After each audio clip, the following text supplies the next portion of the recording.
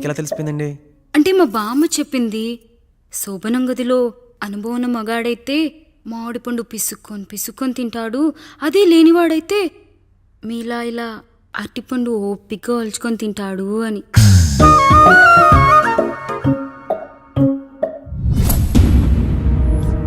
ఏంటవి? అవేంటో తెలీదా? ఫ్రెండ్స్కి పెళ్ళని చెప్తే హ్యాపీ బర్త్డే అనుకొని బెలూన్స్ ఇచ్చారు, ఫీల్ అవుతారు కదా అని 4 అక్కడ కట్టాను.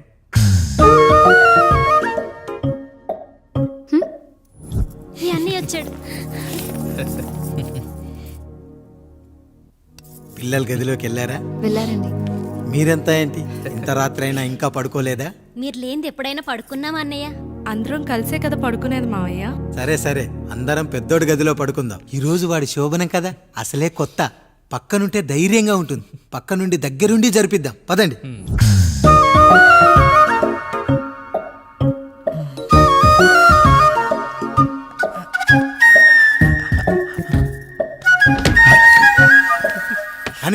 కానివ్వండి. మీరేం మావయ్య ఇక్కడ పడుకుంటున్నారు? అదేంటమ్మా పెద్దోడా, చెప్పలేదా? మేమంతా కలిసే పడుకుంటామమ్మా, నువ్వు మాతో పాటే. అవును భార్గవి. మీరు ఊరుకోండి. మీరు ఇక్కడ పడుకోవడం నాకు ఇష్టం లేదు మావయ్య.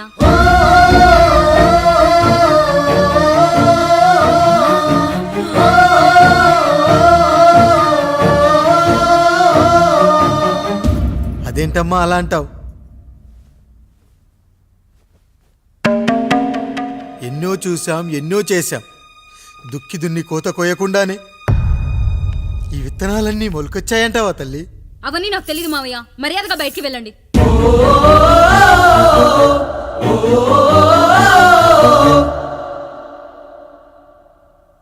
కనీసం ఆ మూలనైనా పడుకుంటామమ్మా. నువ్వైనా చెప్పరా పెద్దోడా? అంటే తను ఇబ్బంది పడుతుంది కదా నాన్న.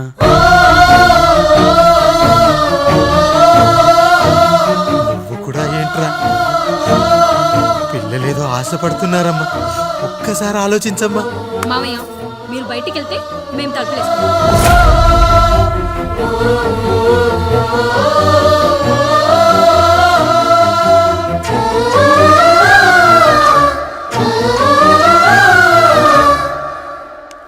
వేసుకోండి అమ్మా, వేసుకోండి.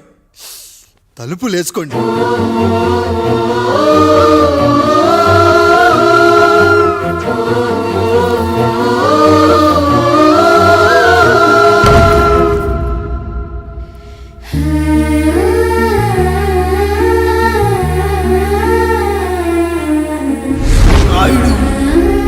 బిడ్డలు జాగ్రత్త. ఈ రోజు నుంచి వీళ్ళంతా నీ తమ్ముళ్ళు చెల్లెళ్ళు కాదు, నీ బిడ్డలు.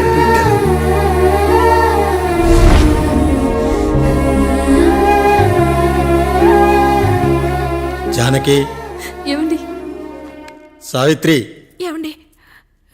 లక్ష్మి, ఏమండి? మన గదిలోకి పదండి. ఇక నుంచి ఎవరి పిల్లలతో వాళ్ళ గదిలోనే పడుకోవాలి.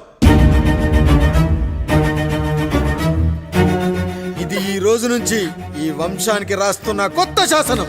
అయ్యా అలా అరకండి అయ్యా, మీరు లేకుండా మేము ఎప్పుడైనా విడిగా పడుకున్నాము. అంతా కలిసే కదయ్యా పంచుకున్నాం.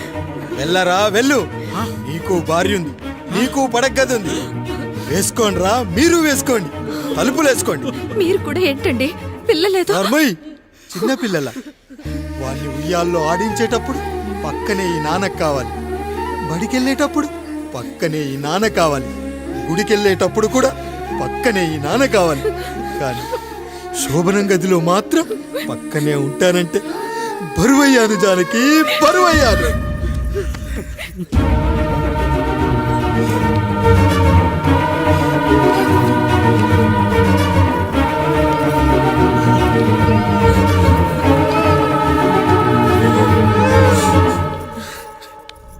ఏంటండి ఇంకా అదే ఆలోచిస్తున్నారా?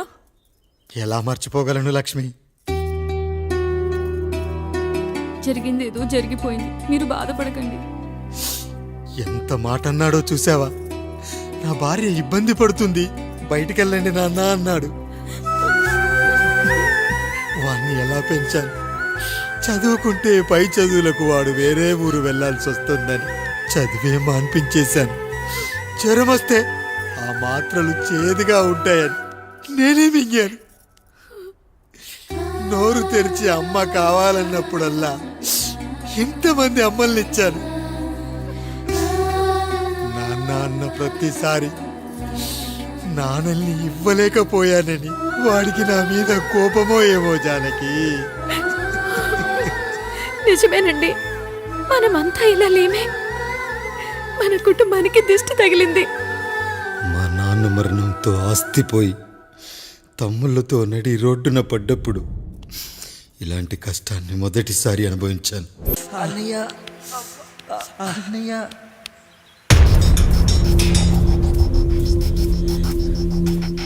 అయ్యా అయ్యా, ఏంట్రా రోడ్డు మీద కాలు కాలుతున్నా సరే తమ్ముళ్ళు చెప్పులు లేకుండా నడుస్తున్నారయ్యా, చెప్పులు లేకుండా నడుస్తున్నారయ్యా.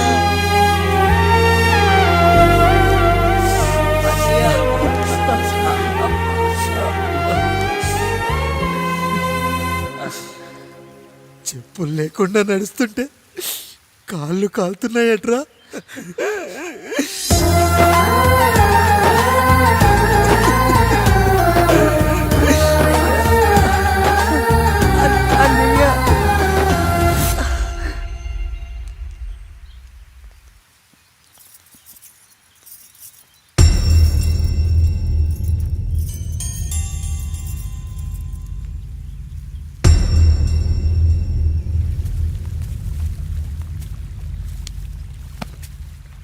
ఏరా కాముడు, అయ్యా బాధపడుతున్నావా?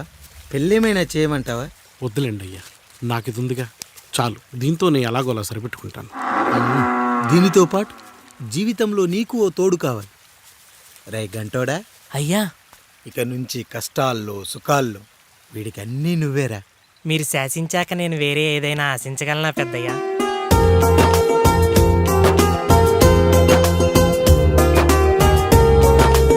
నీ గురించి కాదురా, మీ అక్కది. చాలా గొప్ప మంచి మనసుని విన్నాను. ఈ కాముడికి ఆ రాముడి గుళ్ళో పెళ్లి చెయ్యి. అయ్యా, దాన్ని పెళ్లి చేసుకుంటే దాని భర్త చనిపోతాడని జాతకంలో ఉందయ్యా. మీరంతా కలకాలం ఉంటారంట్రా. వీడు పోతే నేను లేనా, చూసుకోలేనా? నువ్వు పెళ్లి చెయ్యి, పెళ్లి చేయరా.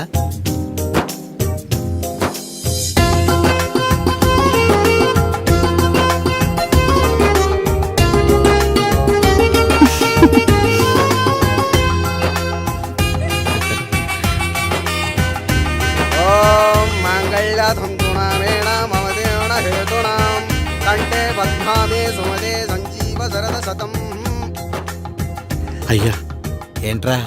మీ చేత్తో నాకు దొంగగా జీవితాన్ని ఇచ్చారు. ఇప్పుడు ఒక భర్తగా భార్యనిచ్చారు.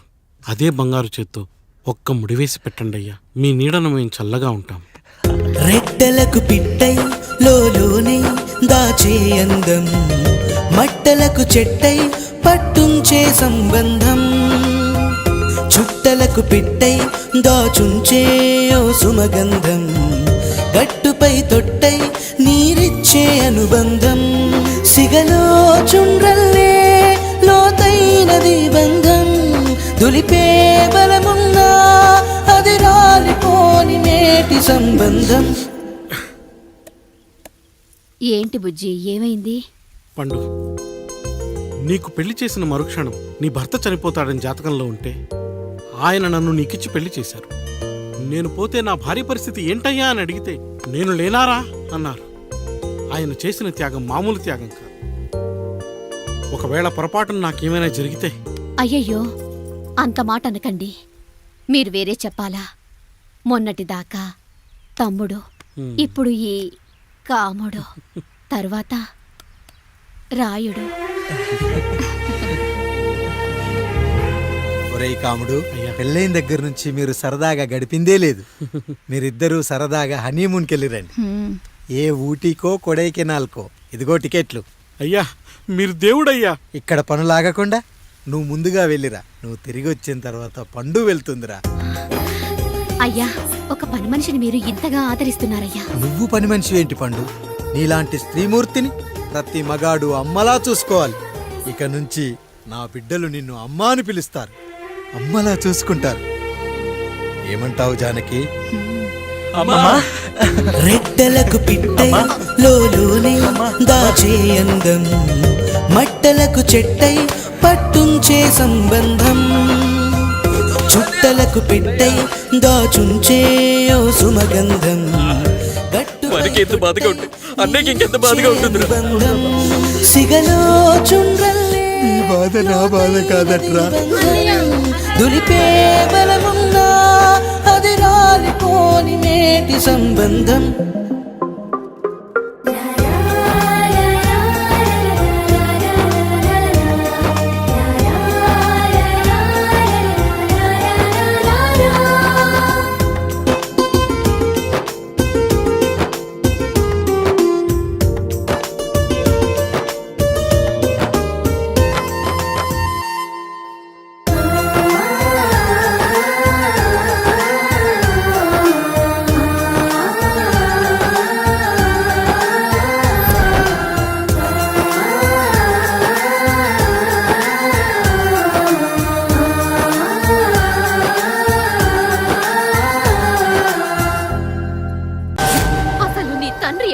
తెలుసా తెలుసా? ఇదిగో ఈ కాముడేరా నీ తండ్రి. గేదె నల్లగా ఉన్నంత మాత్రాన పాలు తెల్లగా ఎలా ఉన్నాయనే కదరా నీ ప్రశ్న. దానికి సమాధానం చెప్పాలంటే ఒక వర్షం కురిసిన రాత్రి నేను 9వ నెల బాలింతగా ఉన్నప్పుడు. పండు పండు ఇదిగో. ఏమిటండి ఇది? నిద్రలేస్తే నేను, బయటికెళ్తే గంటోడు, పక్కకెళ్తే పాలేరు, ఎప్పుడూ తిరిగే తాయారు. రోజు మమ్మల్ని చూసి చూసి బిడ్డ కూడా జిడ్డుమొహం వేసుకుని పుడతాడేమో అని భయంగా ఉంది. కడుపులో ఉన్నప్పుడు మనం ఎవరి మొహాలైతే చూస్తామో అచ్చం వారి పోలికలతోనే పుడతారంటారు. పొరపాటున నా పోలికలతో పుడితే? అదేంటి కాముడు, నీకేం తక్కువ? జుట్టు ఉండాల్సిన చోట లేకుండా అవసరం లేని చోట విపరీతంగా పెరిగిపోతుంది. మనకు పుట్టబోయే బిడ్డ గొప్ప అందగాడై ఉండాలి. ఇదిగో రోజు ఈ దేవుడి ఫోటోలు చూడు, వాళ్ళలాగే అందంగా పుడతాడు. కడుపుతో ఉన్నప్పుడు ఎవరి ఫోటో చూస్తే ఆ పోలికలతో బిడ్డ పుడతాడా? కనిపించని దేవుడి పోలికలు నా బిడ్డకెందుకు?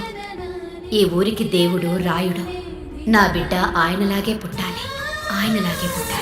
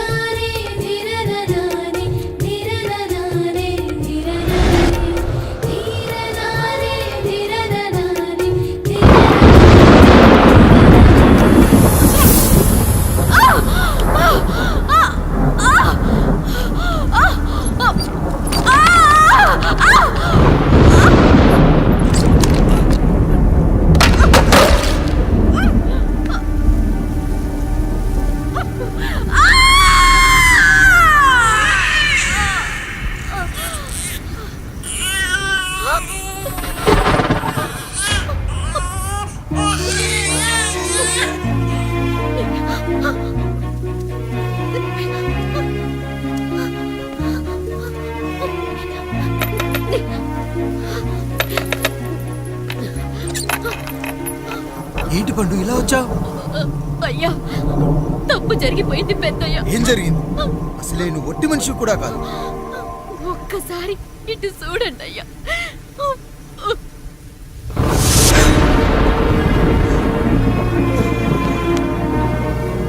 వీడేంటి అచ్చం నాలా ఉన్నాడు? అసలేంటి, ఎందుకు ఇలా జరిగింది? నువ్వు ఎప్పుడైనా చీకట్లో పంపు సైడ్ దగ్గరికి వచ్చావా? మరి అమలాపురంలో శివాలయం దగ్గర రత్నాలు నీకేమైనా అమ్మవుతుందా? పిఠాపురంలో పద్మ, రామాపురంలో లక్ష్మి, కాకినాడలో సుజాత. అయ్యో దేవుడా, అసలు ఇదంతా ఎలా జరిగింది పండు? అయ్యా, ఇదంతా కాముడి వల్లే అయ్యా, కాముడి వల్లే. కాముడా? కాముడి కుటుంబానికి నాకు ఏం గుర్తు రావట్లేదే. ఎన్నని గుర్తు పెట్టుకోగలను నేను మాత్రం? అయ్యా, అది కాదయ్యా.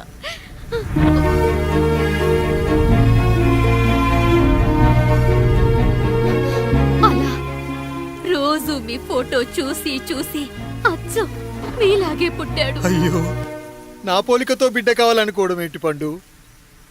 నువ్విలా చేయడం ఏంటి పండు? పోలికల కోసం ఫోటోలు ఎందుకు చూసావు పండు? అందుకే కదయ్యా ముందు ఆ డైలాగ్ చెప్పాను, తప్పు జరిగిందని. ఇప్పుడు ఏం చెయ్యాలయ్యా? స్వచ్ఛమైన మన ప్రేమను ఈ పాడులోకం అర్థం చేసుకోదు. కనీసం మీ ఇద్దరి జీవితం బాగున్నా ఆనందపడేవాని. వీణ్ణి ఇక్కడ ఉంచొద్దు పండు, బయటికి పంపించు. బయటికి పంపించి బాగా చదివించు, గొప్పవాణ్ణి చెయ్యి. వీడికి అయ్యే ఖర్చంతా నేనే భరిస్తా. అవసరమైతే ఆ డబ్బు కాముడి జీతంలో కట్ చేద్దాం. అయ్యా వెళ్లే ముందు వీడికొక పేరు పెట్టండి అయ్యా. వీడు ఇంకో రాయుడు, అంటే ఇంగ్లీష్లో అండ్ రాయుడు అండ్ రాయుడు.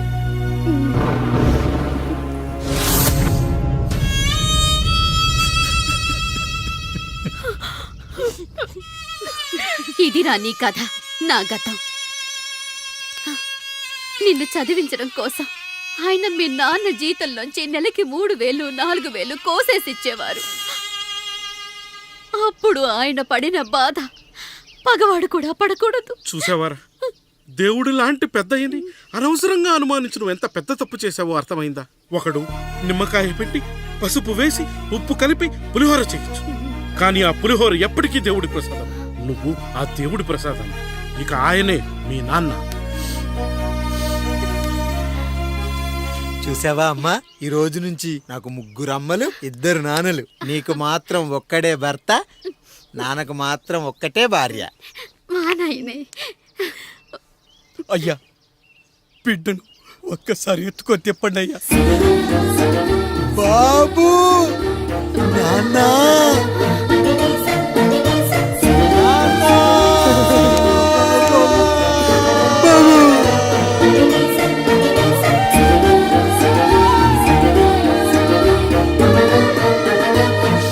నన్ను క్షమించు నాన్న. ఇప్పటికైనా నిజం అర్థం చేసుకున్నావు. అది నాకు చాలురా, చాలు. చాలదు నాన్న, నిన్ను ఏలెత్తి చూపిన జనంతో చెయ్యెత్తి దండం పెట్టించాలి. అన్నయ్య కంటే ఆస్తి ముఖ్యమనుకున్న మన కుటుంబానికి గుణపాఠం నేర్పించాలి. ఇక నాకు వదిలే నాన్న, నేను చూసుకుంటా.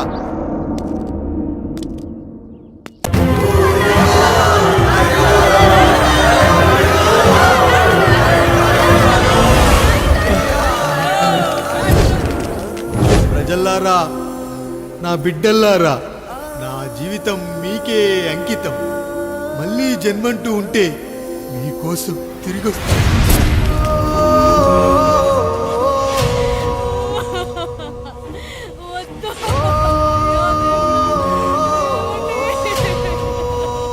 వద్దయ్యా, వద్దు, వద్దయ్యా, వద్దయ్యా.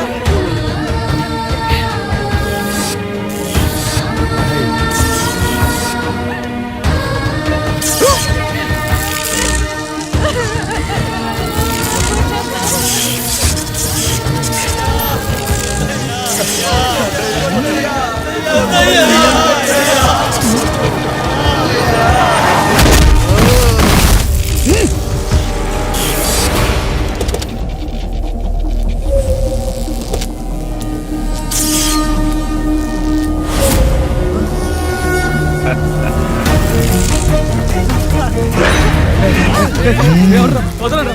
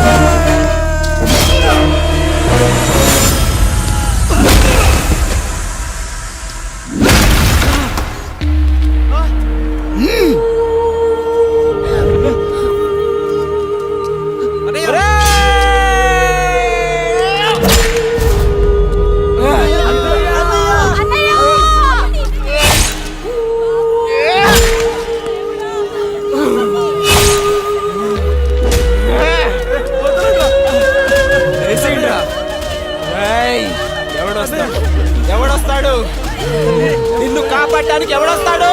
వేసేట్రా.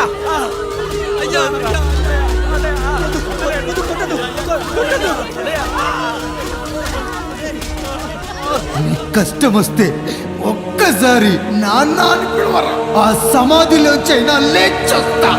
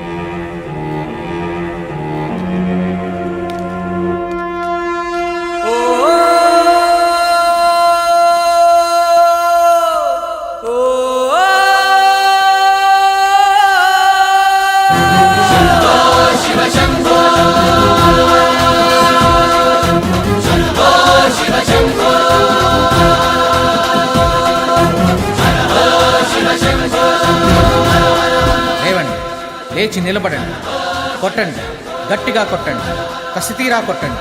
ఈ చిత్రంలోని నటులను, సాంకేతిక నిపుణులను ఎక్కడ పడితే అక్కడ కొట్టండి. కనిపించిన ప్రతి చోట కొట్టండి చప్పట్లతో. విడివిడిగా ఉన్న వ్యక్తుల మధ్య బంధాన్ని నిలిపేది కుటుంబం. విడిపోయిన కొబ్బరి ఆకులను కలిపి ఉంచేది కొబ్బరి మట్ట. కుటుంబం కోసం నిలబడ్డ ఎందరో అన్నయ్యలకు మా ఈ చిత్రం అంకితం.